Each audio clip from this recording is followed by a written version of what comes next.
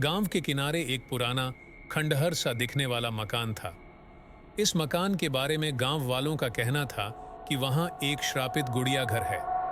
कोई भी उस घर के पास जाने की हिम्मत नहीं करता था। एक दिन शहर से आए एक नए परिवार ने उस घर में रहने का निर्णय लिया। परिवार में माता पिता और उनकी 10 साल की बेटी रिया थी। रिया को गुड़ियों से बहुत प्यार था। एक दिन घर के पुराने कमरे की सफाई करते वक्त रिया को एक पुराना लकड़ी का बना गुड़िया घर मिला। गुड़िया घर बेहद सुंदर था, लेकिन उस पर धूल की मोटी परत जमी हुई थी। रिया ने खुशी खुशी अपने माता पिता को दिखाया और उन्होंने उसे साफ करने की अनुमति दे दी। जब रिया ने गुड़िया घर की सफाई शुरू की, तभी उसे अंदर से एक हल्की आवाज सुनाई दी, जैसे कोई उसे पुकार रहा हो। रिया ने ध्यान नहीं दिया और सफाई जारी रखी, लेकिन उस रात उसे सपने में वही आवाज सुनाई देने लगी। अगले दिन रिया ने फिर से गुड़िया घर की सफाई शुरू की। अब गुड़िया घर पूरी तरह से साफ और चमक रहा था।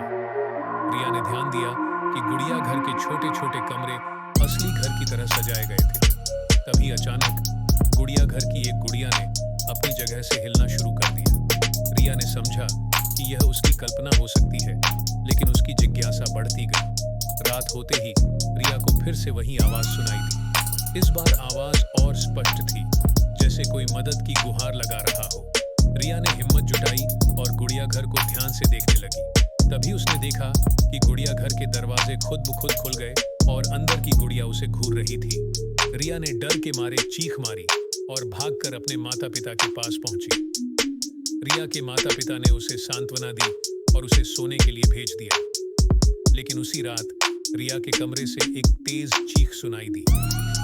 माता पिता दौड़ते हुए रिया के कमरे में पहुंचे, लेकिन वहां कोई नहीं था। सिर्फ गुड़िया घर का दरवाजा खुला हुआ था और अंदर की गुड़िया की आंखें चमक रही थीं। कहते हैं कि उस दिन के बाद से रिया को फिर कभी नहीं देखा गया।